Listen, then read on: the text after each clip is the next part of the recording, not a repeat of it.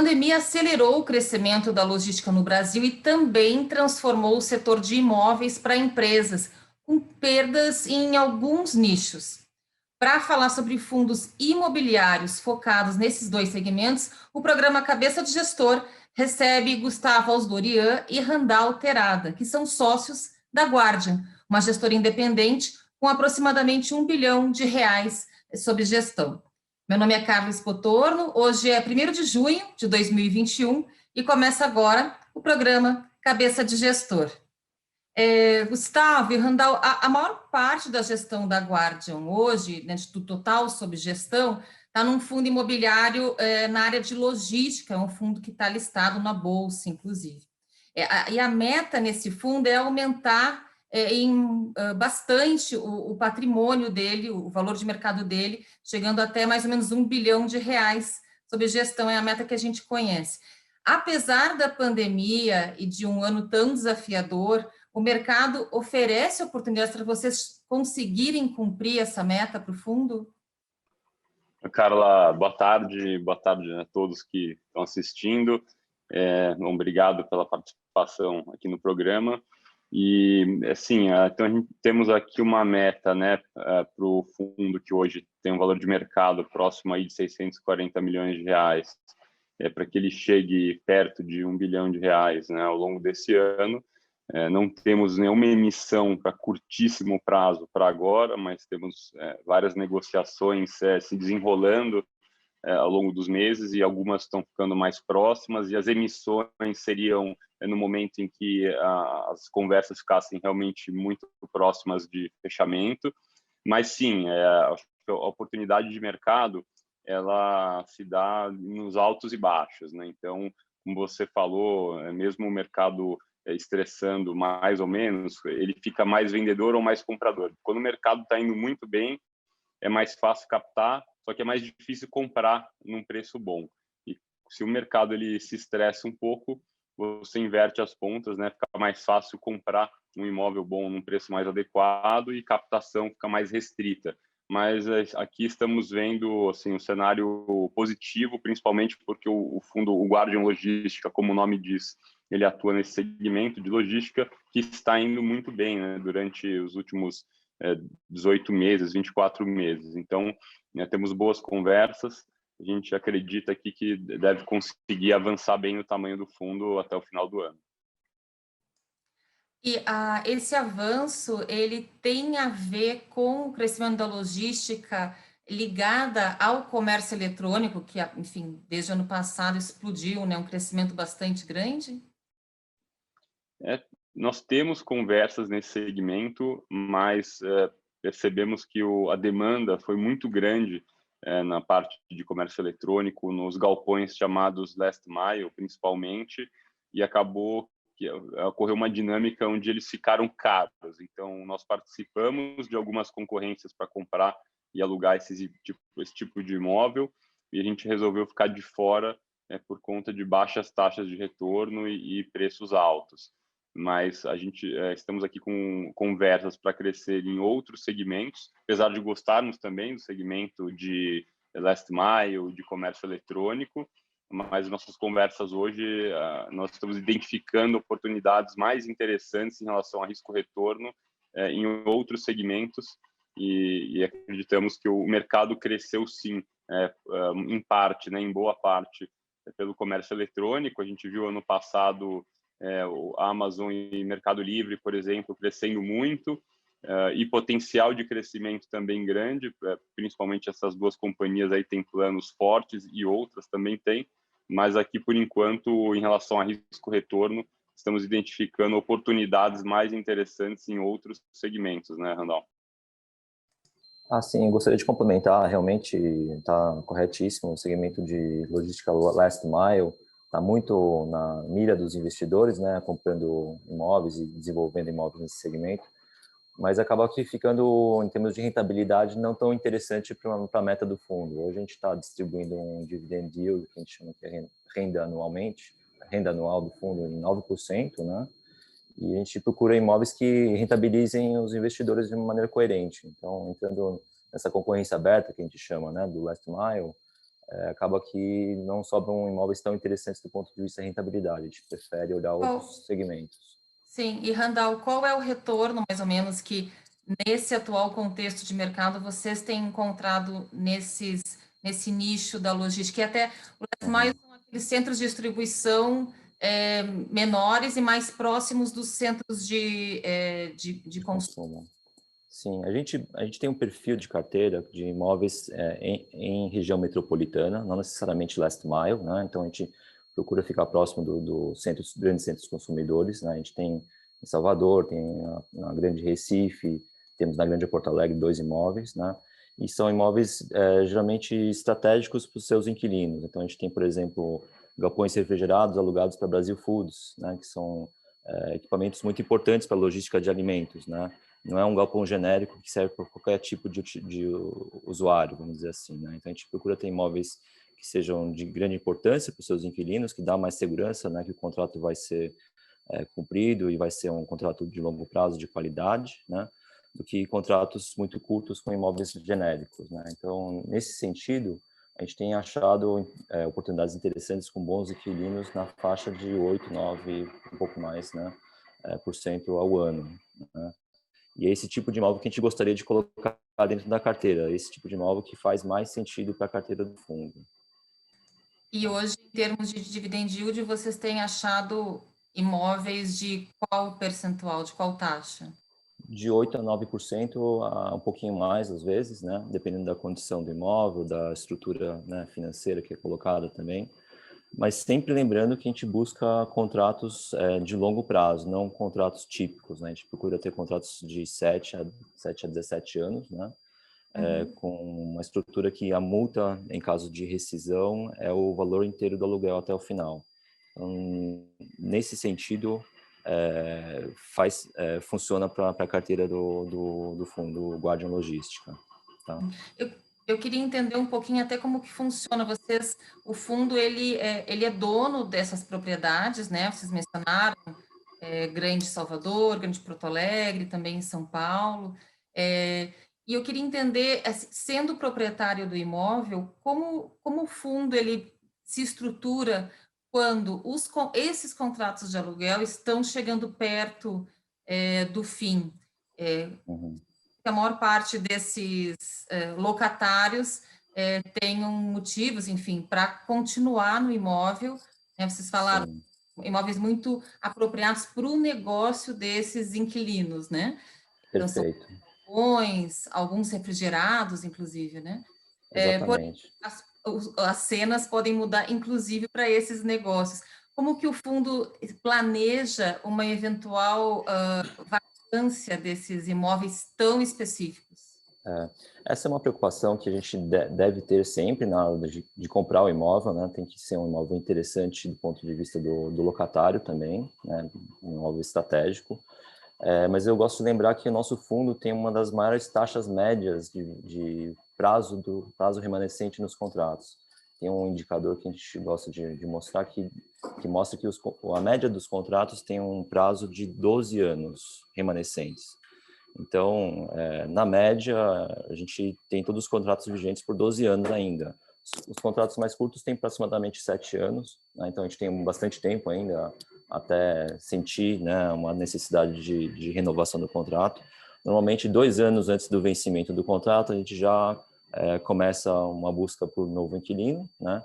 Mas antes mesmo disso, agora, por exemplo, nesse momento, a gente está em conversas abertas para potencialmente alongar contratos existentes mediante novos investimentos no mesmo imóvel. Tá?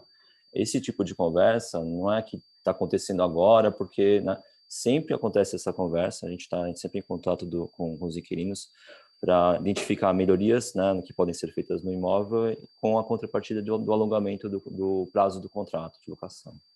E a gente está num momento agora de demanda grande por logística, então os clientes estão demandando, tanto em outros espaços, mas também nos nossos espaços, aumento de área. Então a gente tem conversas de aumento de área, não só melhora do imóvel, mas de ampliação, e aí com isso a gente já coloca na mesa também extensão de prazo. Então, um trabalho de gestão contínua, né, do tijolo, do imóvel que a gente faz aqui.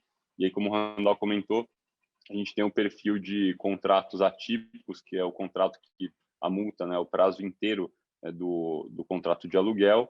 E hoje a gente está com 0 de vacância, todos os imóveis estão alugados.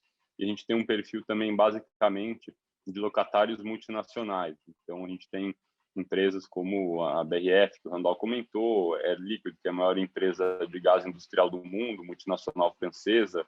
A gente tem a Souza Cruz, que no mundo é a British American Tobacco. Então, a gente tem um perfil de empresas com risco baixíssimo na carteira e os contratos de prazo bastante longo. Isso até é um ponto que faz com que a gente não cresça tão rápido quanto poderia crescer ou quanto outros fundos crescem, porque a gente gosta e planeja manter a qualidade da carteira parecida com a qualidade atual e o retorno também parecido com o retorno atual, que é perto, o Randall comentou, né, um pouco mais de 9% de distribuição de dividendo, quando comparado com a média de outros fundos de logística, que é perto de 6,3%.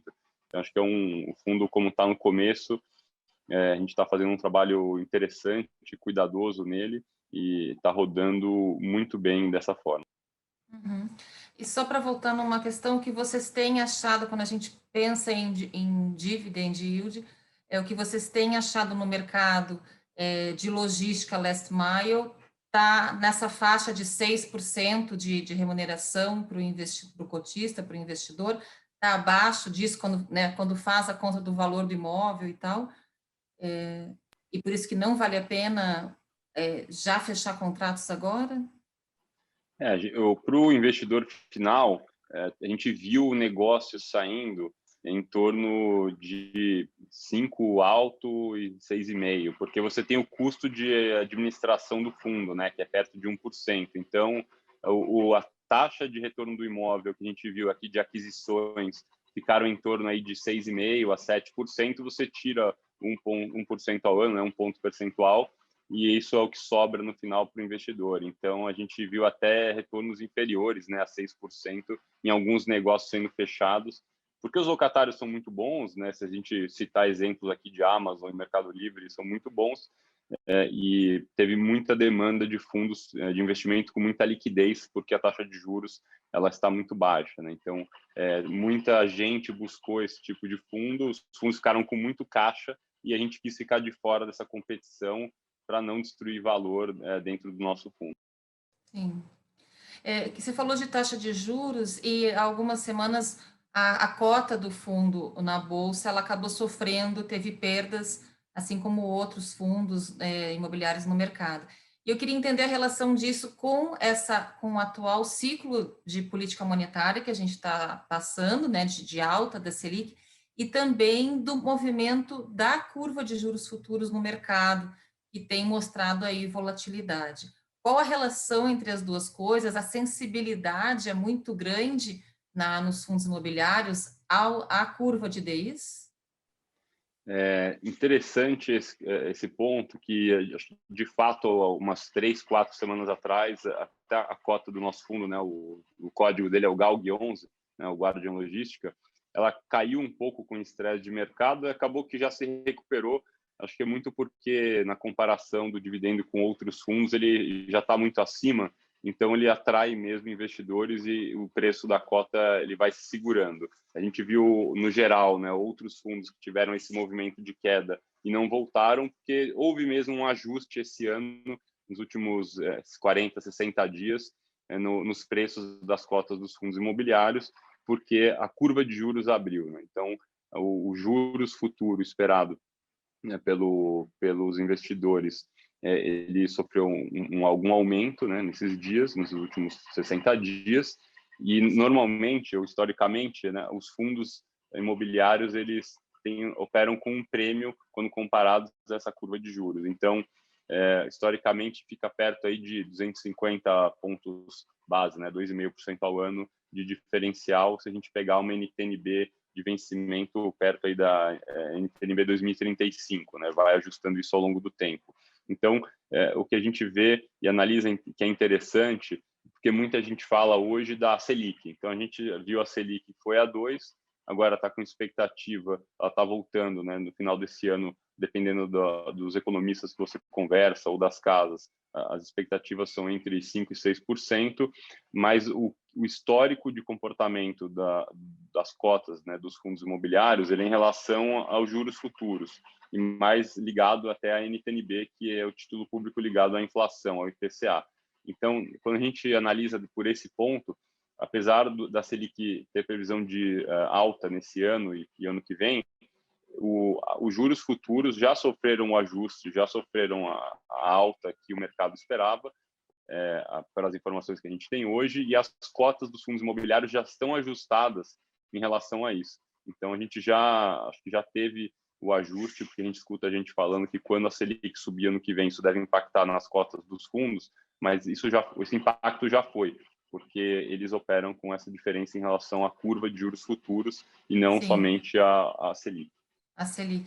E muitos gestores de multimercados contam, né, relatam que o prêmio na curva média, longa das NTN-Bs está bem grande ainda, né? Então, vamos ver como é que isso vai acabar impactando ano que vem aí os fundos imobiliários, visto que para alguns gestores tem um prêmio grande aí na curva, um prêmio exagerado até, segundo alguns gestores.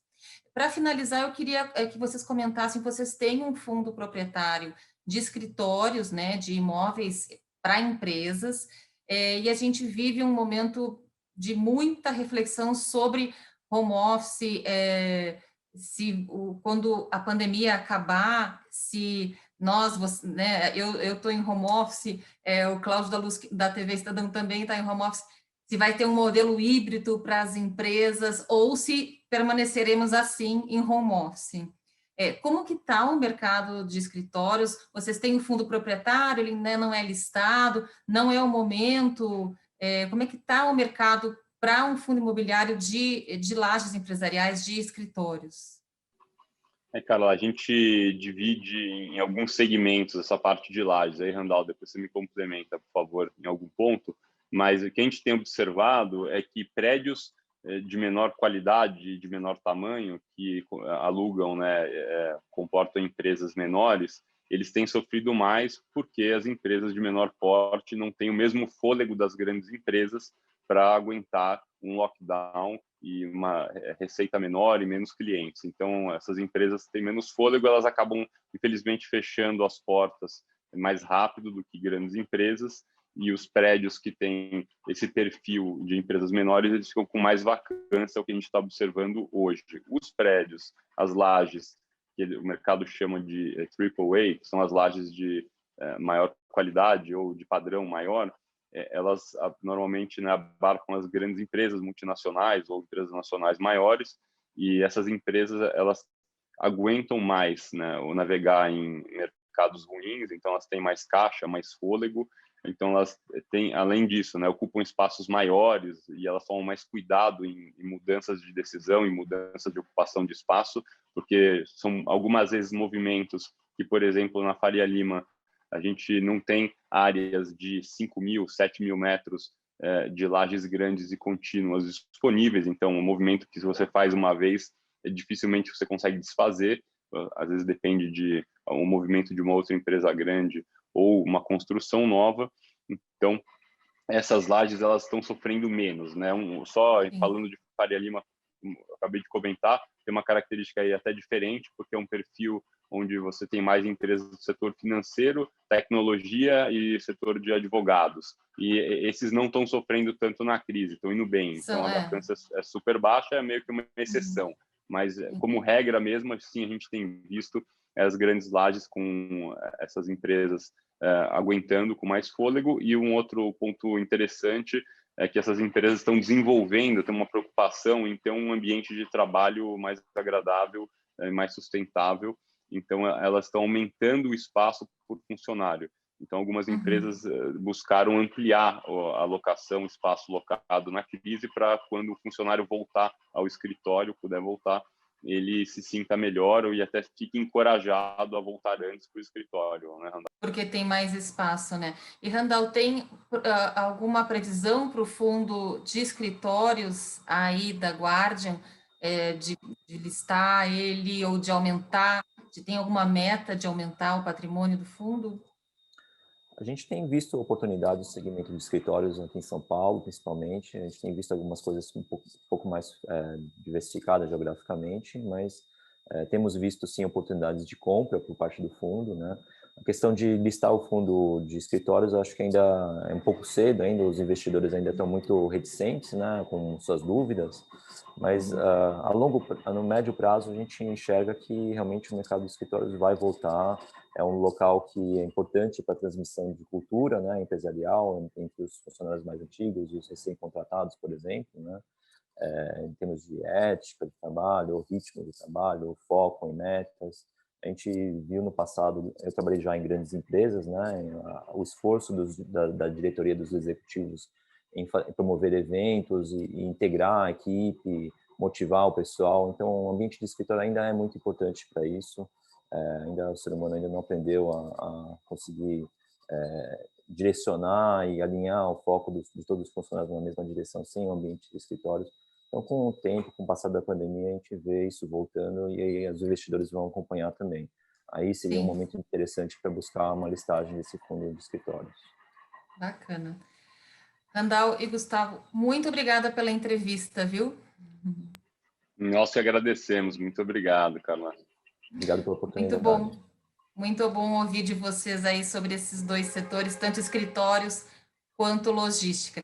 E a gente vai, então, encerrar aqui o Cabeça de Gestor. O apoio técnico foi do Cláudio da Luz, da TV Estadão, e a gente se vê na próxima edição. Obrigada.